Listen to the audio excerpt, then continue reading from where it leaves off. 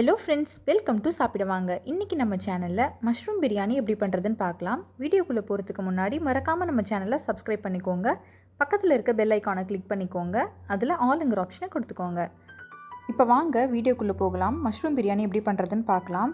அடுப்பில் ஒரு pressure cooker வச்சுருக்கேன். 4 டேபிள் ஸ்பூன் எண்ணெய் சேர்த்துருக்கிறேன். எண்ணெய் சூடானதுக்கப்புறமா ஒரு பட்டை, ஒரு பிரிஞ்சி இலை, கொஞ்சமாக கல்பாசி, 4 கிராம்பு சேர்த்து தாளிச்சிக்கலாம். இப்போ தாளிப்பு நல்லா பொரிஞ்சு வந்ததுக்கப்புறமா 4 பெரிய வெங்காயத்தை ஸ்லைஸ் பண்ணி வச்சுருக்கேன், அதை சேர்த்துக்கிறேன். வெங்காயம் பொன்னிறமாகிற வரைக்கும் நல்லா வதக்கி விட்டுடலாம். நம்ம எந்த அளவுக்கு வெங்காயத்தை நல்லா வதக்குறோமோ அந்த அளவுக்கு பிரியாணி நல்லா டேஸ்ட்டாகவும் இருக்கும், பிரியாணியோட கலரும் நல்லா வரும்.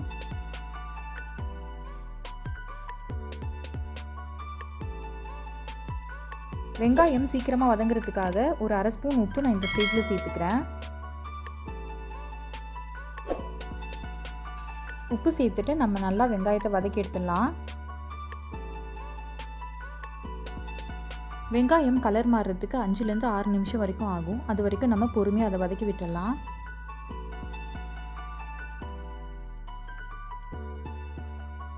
இப்போ பாருங்கள், வெங்காயம் நல்லா வதங்கி வந்துடுச்சு, நல்லா கலர் மாறி வந்திருக்கு. இந்த ஸ்டேஜில் 2 ஃபுல் டேபிள் ஸ்பூன் இஞ்சி பூண்டு பேஸ்ட் ஆட் பண்ணுறேன். ஃப்ரெஷ்ஷாக அரைச்சி இஞ்சி பூண்டு பேஸ்ட் ஆட் பண்ணிக்கோங்க.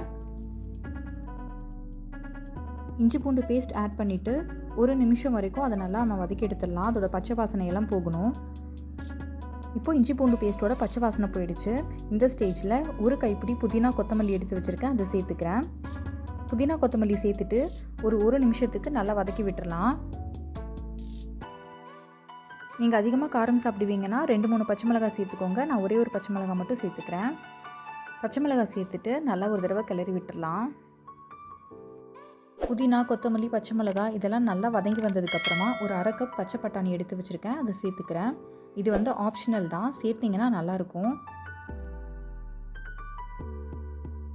பச்சை பட்டாணியை நல்லா வதக்கி விட்டதுக்கப்புறமா இந்த ஸ்டேஜில் 4 பெரிய தக்காளியை ஸ்லைஸ் பண்ணி வச்சுருக்கேன், அதை சேர்த்துக்கிறேன். தக்காளி நல்லா குழஞ்சி வர வரைக்கும் நம்ம அதை நல்லா வதக்கி விட்டுடலாம். ஒரு 2 நிமிஷத்துக்கு நீங்கள் சிம்மில் வச்சு விட்டுட்டிங்கன்னா நல்லா குழஞ்சி வந்துடும், தக்காளி நல்லா குக் ஆகிடும்.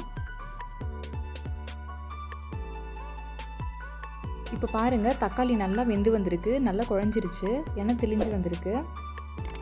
இப்போது இந்த ஸ்டேஜில் நம்ம மசாலா ஆட் பண்ணலாம். அரை ஸ்பூன் கரம் மசாலா ஆட் பண்ணியிருக்கிறேன்.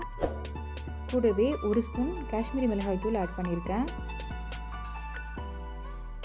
மசாலா சேர்த்ததுக்கப்புறமா நல்லா ஒரு தடவை கலந்து விட்டுடலாம். எப்போவுமே மசாலா சேர்க்கும் போது சிம்மில் வச்சுட்டு சேருங்க. உங்களுக்கு காரம் எந்த அளவுக்கு தேவையோ அந்த அளவுக்கு மிளகாய் தூள் சேர்த்துக்கோங்க. இப்போது மசாலாலாம் சேர்த்துட்டு நல்லா கிளறி விட்டாச்சு. ஒரு 2 நிமிஷத்துக்கு நீங்கள் சிம்மில் வச்சிங்கன்னா நல்லா எண்ணெய் தெளிஞ்சு வந்துடும். இந்த ஸ்டேஜில் நம்ம மஷ்ரூமை சேர்த்துடலாம். மஷ்ரூம் சேர்த்துட்டு நல்லா மிக்ஸ் பண்ணி விட்டுக்கோங்க. மசாலாவோட நல்லா கோட் ஆகிற மாதிரி நல்லா கலந்து விட்டுக்கோங்க. இப்போது நான் கொஞ்சமாக உப்பு சேர்த்துக்கிறேன். உப்பு சேர்த்துட்டு நல்லா மிக்ஸ் பண்ணி விட்டுடுறேன். இப்போது ஒரு 2 நிமிஷத்துக்கு அப்புறம் பாருங்கள், மஷ்ரூம்லேருந்து நிறைய தண்ணி விட்டுருக்கு. இந்த ஸ்டேஜில் நான் ஒரு 3லேருந்து 4 டீஸ்பூன் தயிர் ஆட் பண்ணியிருக்கிறேன். உங்கள் புளிப்பு டேஸ்ட்டுக்கு ஏற்ற மாதிரி நீங்கள் தயிர் ஆட் பண்ணிக்கோங்க. தயிர் ஆட் பண்ணிவிட்டு நல்லா ஒரு தடவை கலந்து விட்டுறேன்.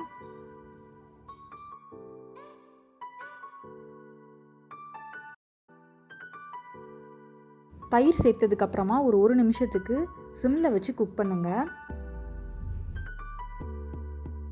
இப்போது இந்த மசாலா நல்லா குக் ஆனதுக்கப்புறமா நம்ம எடுத்து வச்சுருந்த அரிசி சேர்த்துக்கலாம். இன்றைக்கி நான் பாஸ்மதி ரைஸ் எடுக்கலை, சாதாரணமாக நம்ம சாப்பாட்டுக்கு யூஸ் பண்ணுற அரிசி தான் எடுத்துருக்கிறேன். அதனால் 1 பங்கு அரிசிக்கு 2 பங்கு தண்ணி நம்ம சேர்த்துக்கணும். ஏற்கனவே மஷ்ரூம்லேருந்து நிறைய தண்ணி விட்டுருக்கிறதுனால நான் 1 டம்ளர் தண்ணி கம்மியாக சேர்க்குறேன். இப்போது அரிசியை மசாலாவோடு சேர்த்துட்டு நல்லா ஒரு தடவை கிளறி விட்டுடலாம். பாருங்கள், மஷ்ரூம்லேருந்து எந்த அளவுக்கு தண்ணி விட்டுருக்குன்னு. ஏற்கனவே சொன்ன மெஷர்மெண்ட்டில் நான் தண்ணி அளந்து எடுத்து வச்சுருக்கேன், அதை நான் சேர்த்துக்கிறேன். தண்ணி சேர்த்ததுக்கப்புறமா நல்லா மிக்ஸ் பண்ணி விட்டுக்கோங்க. நல்லா ஒரு தடவை கலந்து விட்டுட்டு கொதி வர வரைக்கும் நம்ம வெயிட் பண்ணலாம். இப்போது கொதி வர ஆரம்பிச்சிருச்சு. இந்த ஸ்டேஜில் நம்ம உப்பு செக் பண்ணிக்கலாம். உப்பு, காரம் எது கம்மியாக இருந்தாலும் இந்த ஸ்டேஜில் நீங்கள் ஆட் பண்ணிக்கோங்க. இப்போ நான் கொஞ்சமாக உப்பு சேர்த்துட்டு நல்லா கலந்து விட்டுக்கிறேன். நல்லா கலந்ததுக்கப்புறமா ஒரு ஃபுல் டேபிள் ஸ்பூன் நெய்யை நான் இதில் ஆட் பண்ணிக்கிறேன். நெய்யை ஆட் பண்ணிவிட்டு நல்லா கலந்து விட்டுக்கலாம். அவ்வளோதான். இப்போ குக்கரை க்ளோஸ் பண்ணிவிட்டு 3 விசில் வர வரைக்கும் நம்ம வெயிட் பண்ணலாம். இப்போது குக்கர் ஓப்பன் பண்ணி பார்க்கலாம். மஷ்ரூம் பிரியாணி ரொம்ப சூப்பராக வந்திருக்கு. நம்ம தண்ணி அளவு சரியாக வச்சதுனால சாதம் ஒன்றோட ஒன்று ஒட்டாமல் ரொம்ப நல்லா வந்திருக்கு. அவ்வளோதாங்க, நம்மளோட மஷ்ரூம் பிரியாணி ரொம்பவே சூப்பராக பர்ஃபெக்டாக ரெடி ஆகிடுச்சு. நீங்களும் இதே மாதிரி வீட்டில் செஞ்சு பார்த்துட்டு எப்படி இருந்துச்சுன்னு கமெண்ட்ஸில் சொல்லுங்கள்.